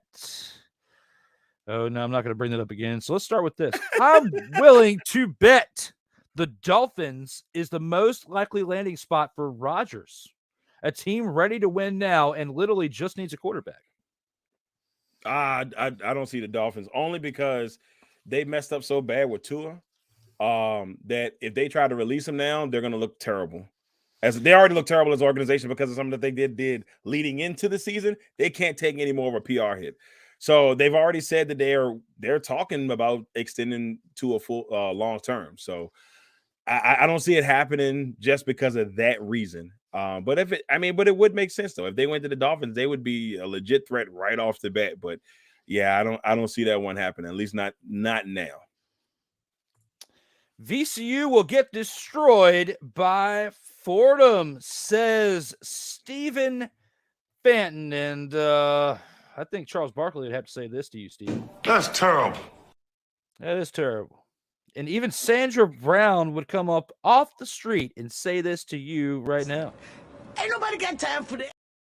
And if we could go resurrect him from the great beyond, Bishop Bullwinkle would come at you and say this, Stephen. Hell to the no, to the no, no, no, no. Hell no, no, to the no, no. Triple H looked Shawn Michaels dead in his face and said this one time, Stephen. You know, liar, liar. And the great Maxwell Jacob Friedman looked at CM Punk in his face and said this too, Stephen, as VCU will do if they face Fordham in that championship. You may claim to be the best in the world, but I'm better than you. And you know it. Because Fordham, yes, they are second in the division, but they are going to have a speech like this in the playoffs. Mark my words. What's that? Playoffs? Don't talk about it. Playoffs? You kidding me? Playoffs? And then afterwards, your coach is going to say this. Come after me. I'm a man. I'm 40. Followed by this. That's why we took the damn field. Now, if you want to crown them, then crown their ass. But they are who we thought they were. You tell them, didn't you? And the entirety of the Siegel Center is with us like this, just like Michigan State.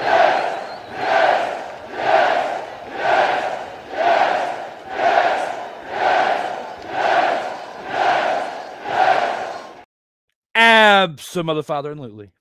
Yeah, man. Look, can Fordham beat them? Yeah, they can beat them. Will they beat them? Well, that's another story. That's another story.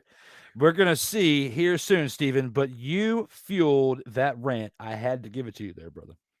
Rick says, do they get in if they don't win conference tourney? VCU, says Rick. Yes, I think they get in if they don't. And a win in the tournament, even if they don't win the championship, will help that, definitely help that. But they should definitely get in because the A-10 the last couple of years has gotten, I think, at least 2 teams in. So as long as they win it, as long as they, I just think they'll get in. I'm not going to go too deep into that. Even if Fordham wins it or St. Louis gets, I think VCU gets in because they won that conference. I think they'll get in. Should be interesting to see how it all pans out. We want VCU to win as we are homers for that team. Let's see VCU pull it out for the hometown. Maybe Dayton, Steven, but not Ford Hizzle, says Ike. Ford Hizzle. Never heard that before. Thank you, First time Ike. I heard that. Yeah, that's a good one. Ike with the awesome last name with doesn't give a fuck, and with the Ford Hizzle. Got to give a shout out to my man Ike for that one. My man D. Willie says Wilfredo Otero will welcome here Wise El Jefe, a one-time Vault of Fame inductee, and has had me on his show, the Stuck in My Mind podcast, an affiliate of the Snowman in the Morning crew. Thank you, Wise, for being here, checking the show out. I love his Steven, hair. Absolutely. I love his hair. Love his hair. His hair is on point, That's and he actually just got a haircut. So I now am one of the longer ones to have the hair still long for now. It will change soon, I promise. Getting hot out here in these streets. Yeah, I know. Steven is smoking something funny, says Mickey Delaney. Oh, no, Mickey, no.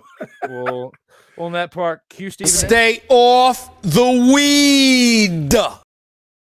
Absolutely, says Mick. Rod is smoking the funny. Well, let's go take it away from that.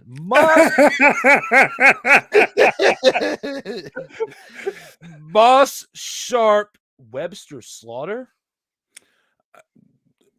I don't know. I don't remember. I thought Webster Slaughter. Is that Webster Slaughter? No. I'm thinking about somebody else. God, Webster Slaughter. Who did he play with? Didn't he play with Pittsburgh? No, I'm thinking about Mike Webster. So I don't know. Webster Slaughter. I don't know who the father Webster Slaughter is. I think he played for the Browns. if it's Rick involved, it's got to be a Browns player. I'm almost 1,000% sure. And Rick's talking about Webster Slaughter. He's a Browns player. And he played for the Browns at some point. Yeah, we'll have to see how it all pans out there.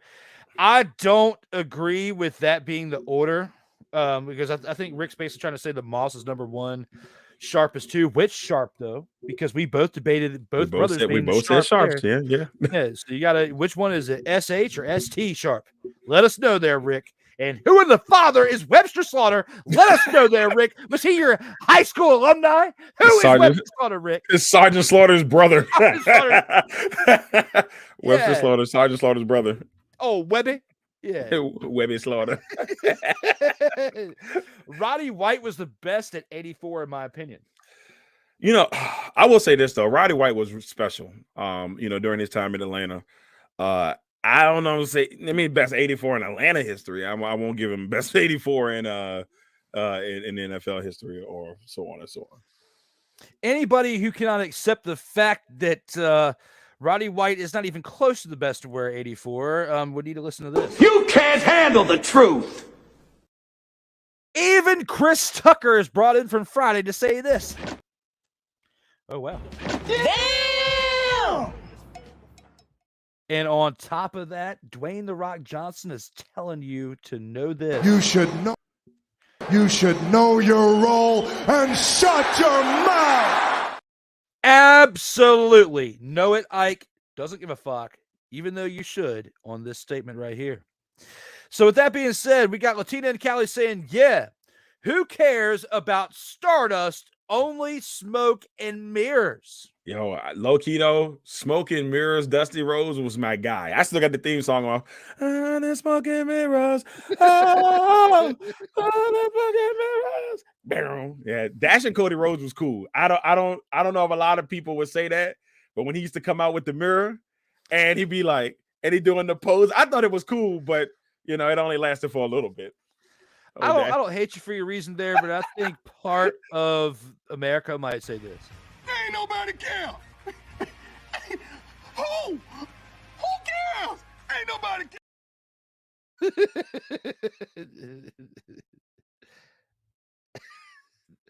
Oh, we lost your voice. If he comes out there rocking that, if he does the Smoke and Mirrors thing before WrestleMania and then like goes into his intro, I probably would lose it as a fan. A lot of people may not get the reference, but I'll be like, okay, that's cool. I'm cool with that. just for WrestleMania. Face look in a camera. All right, I'm sorry. Go ahead. But then he would have to dye his hair back again. Touche. And he's got to you can't forget the face mask. He's got to have the plastic Rip Hamilton mask for a while too.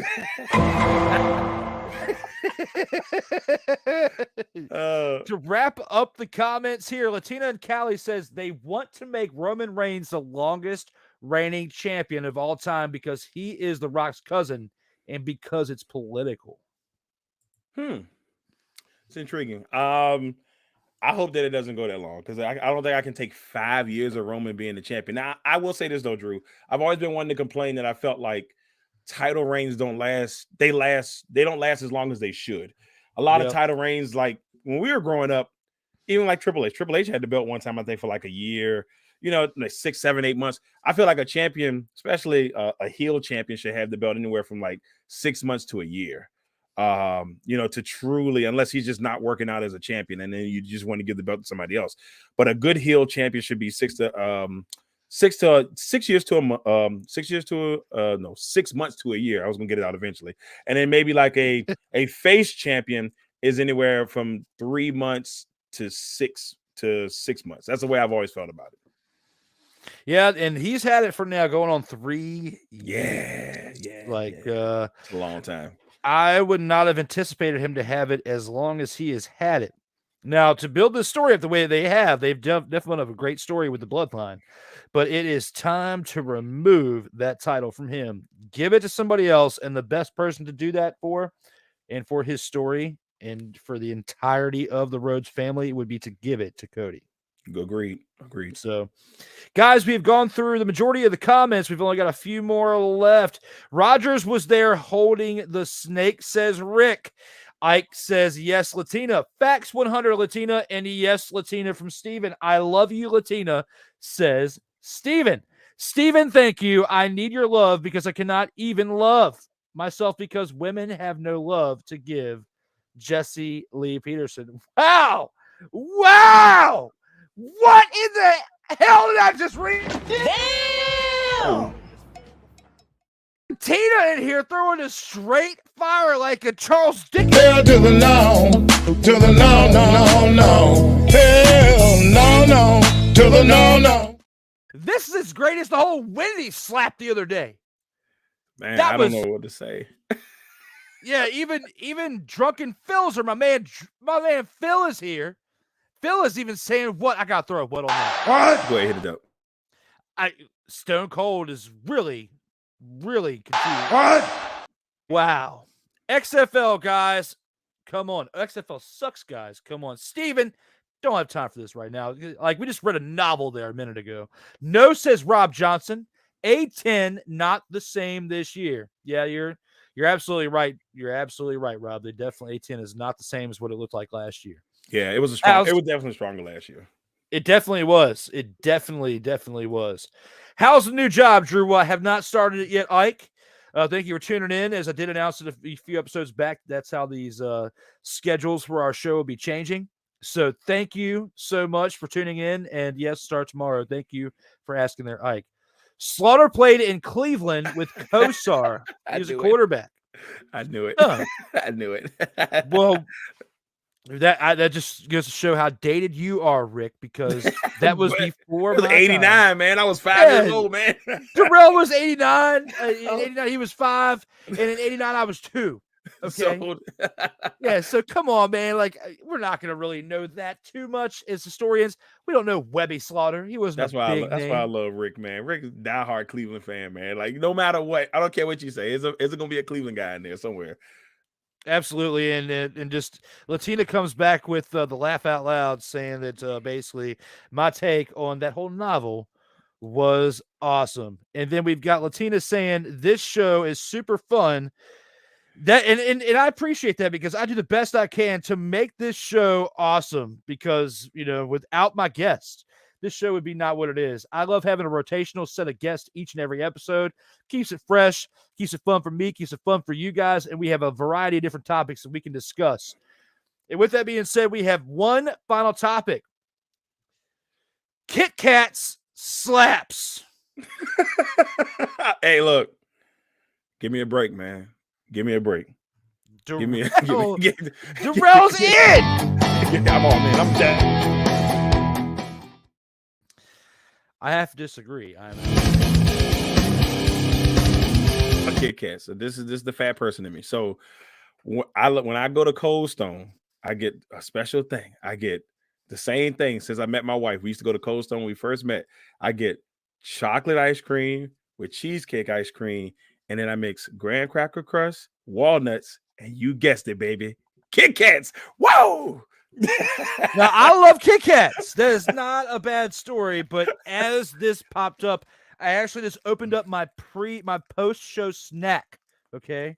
So I'm going to show this on here. Since we want to talk about Wendy's chili slaps, I'm going to talk about one candy that I know that slaps, and that is Pocky. If you ever had Pocky. He went right Pocky. here. It comes from Japan. This is one of the last things I bought from Best Buy with my discount.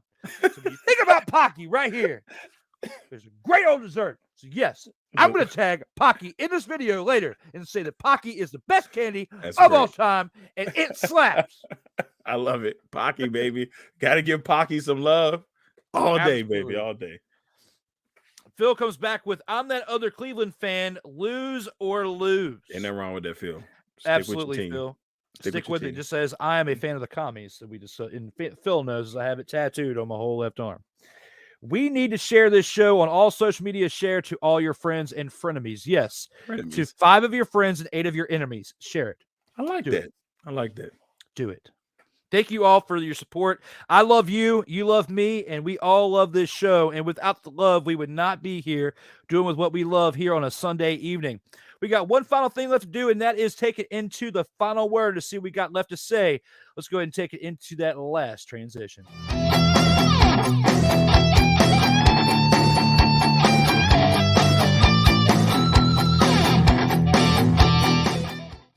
Darrell, out of everything we discussed on this show, anything in sports or entertainment in general, what is on your mind? Let it fly there, sir. Before I get into the sports, real quick, I want to give a birthday shout out to my niece. She turns 30 today. The first one that made me an uncle back in 1993. So happy birthday to her. Happy anniversary to the wife on yesterday, 17 years. Let me make sure I get those out the way. Also, shout out to you, sir, for a great job that you've done here in the last year. I'm proud of you. All the work that you put in, you busted your butt. I'll say it. You busted your ass. Okay, over the last since last April. So I'm so proud of all the work that you put in. Keep doing the damn thing, young man. So that's the one thing I want to say on that. Now on the sports world. All right, look at here.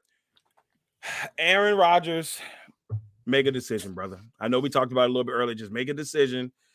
Figure that thing out. So as a Packers fan, I can mentally prepare for the draft or free agency. I'm proud of Brian Gutekunst for going in there, making sure that he did whatever he needed to do to clear some cap space. But we got to figure this thing out soon. If Aaron Rodgers is coming back, by all means, come on back. I'll be glad to have you there, man. Let's try to finish and do it one more time. If you decide that it's time to go, I'm ready for the Jordan Love era. No matter what, it's green and gold for life. And it's go, Pack, go. Absolutely. And I love your take on that. Thank you for the love that you threw here. And I mean, it's, I'm inspired by everybody else who wants to keep this thing going with me each and every week. I mean, without the people that come here and do this show with me, I have nothing. Like, I can't do the debating myself on this show. So as much love as you guys throw at me, and I appreciate that and reciprocate that well, I cannot say it enough. Without my guests that are on here each and every episode, whether we have a singles, or maybe not singles, but a dual or trios or a quads episode, it's all of you guys that make it what it truly is. So thank you all from the bottom of my heart with that. Now, with my final word, I'm going to make it rain. I'm going to make it mother, father, and rain. Okay? When you think about John Morant and his stupid self taking that gun and doing a video on Instagram Live, going into a club with his shirt off, with his mother-fathered shirt off in a club, you are an NBA athlete, a league that has had stereotypes on so many different individuals within that league, and mainly towards one race for so many different decades. And I was just talking about this with Snowman on episode 12 earlier today. You are not doing anything, any type of justice to help yourself, your race, your background, and the future for everyone within the league known as the NBA. When you're going out into the world acting like that. Now, if you can say it whatever you want, depending on whatever race and whatever background it is. But based on everything that has been put out there in the media over the fact of the past 50 years, and you put it all into one bowl, And the one thing that has been said has been about the behavior of individuals from different backgrounds. And when you are out there with a pistol, acting a fool in a club on an Instagram live, you're not doing anything to better the situation that we are basically talking about right now.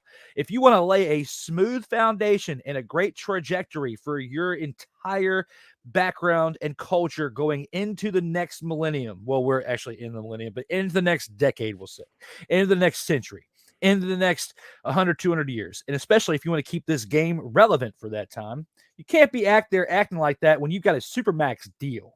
And you cannot be getting these Supermax deals when you were in your early 20s, because kids are not mature enough and not smart enough to handle that kind of money no matter what your background is. Because you give a 23-year-old kid tens and millions, hundreds of dollars, and a Nike shoe deal on top of that, and you're lucky Nike's still sticking with you after you acting like a fool what you did, okay? No matter what your background is, I'd have the same conversation with you right now as I'm having right now about your situation at hand. No matter where you come from or what you do in life, you cannot be taking a pistol in public, whether you have a permit for it or not, whether you have a concealed permit for it or not, and especially when you have reports out there if you pistol whipping a teenager. Now, there's not 100% truth to that, but there is truth to you waving a pistol on Instagram, because we have seen that on Instagram itself. So, yes, Ja Morant, you are hurting the game of basketball. A game that's already been hurt from Kyrie Irving crying about his contract and him having to move from team to team to team. Yes, I dubbed him Kyrie Irving. Kyrie Irving, I love it. You got bisexuals for LeBron and his fans. And I dubbed Kyrie Irving fans Kyrie Irving, and then you got Kevin Durant leaving there too and going to the Suns, and then all of a sudden, when the smoke is cleared, smoke and mirrors have cleared, you have this man out here doing this in these streets. I just can't handle it. Somebody needs to light a fire under him, and I just did. I will say this, Drew, to add on what you're saying, brother. I would say, I hope that the time that he's taken away from the team, he actually takes the time to get everything straight. Because here's the thing. You look at Ja Morant last year, he had the world in his hands. He's the next coming. Everybody was like, oh, man, forget this guy. He's going to be the guy that helps carry the NBA into the future. And for him to do these things, like, look, it could be some stuff going on behind the scenes, and I understand that. But I just hope he figures it out. But the gun waving thing I felt like, all right, if you get in trouble for, hey, you pistol whipped the kid, and then you go on Instagram and say, hey, look at me with my gun. I'm like, bro, it's like the worst move you who is this guy's PR? Like, who is his publicist? Somebody needs to talk to him. So hopefully this time away for the game will get him straight, because to be honest with you, that Memphis team they're a really good basketball team. But this last year, I don't know what has gone on mentally with that team. You know, Dylan Brooks has been tripping out. It's just they've gotten in fights with Shannon Sharp. It's crazy stuff. Like they went from being one of the like hot up and coming young teams to like they just got this massive chip on their shoulder, and it seems like they're trying to figure something out. Come on, guys, just go play basketball. You're a great team. Don't ruin what you have because of crazy stuff. That's all I'm saying. So I agree with you 100%, man.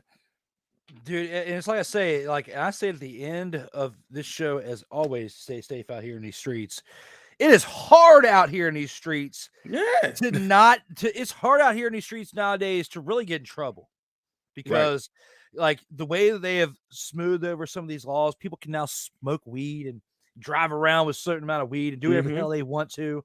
Well, if you've got all this freedom, how in the blue hell are you going to go out here and wave a pistol and know what you mean on the impact of the game when you have millions of followers? I'm not talking about thousands. When you have millions. It's just not a smart move, man. Like I hope, like you said, I hope he gets everything together and they figure that. Hope they figure that thing out. So take this time away, Ja, man, and get yourself together, bro. Like there's no need for you. You're the best probably one of, if not top 5 best up and coming players in the league. You're the guy that's going to help take the league into the future, man. Don't mess it up. Don't mess it up. It's going to be interesting to see how that pans out, and hopefully he takes this 2-game suspension and does right by it and learns from. I don't know how much counseling you can get in a 2-game suspension, but we shall see. We'll see. We shall see how this all transpires with him over the next calendar year. But guys, we have now come to the conclusion of episode 84 of the In or Out Sports Debates, probably one of the top 3 longest episodes of all time. But we had a lot of ground to cover, a lot to catch up on, as we threw in a bonus topic in there too. Thank you all for sticking with us on this late evening edition. On Sunday, we look forward to seeing you again next Sunday at 8:05 p.m. Eastern for episode 85.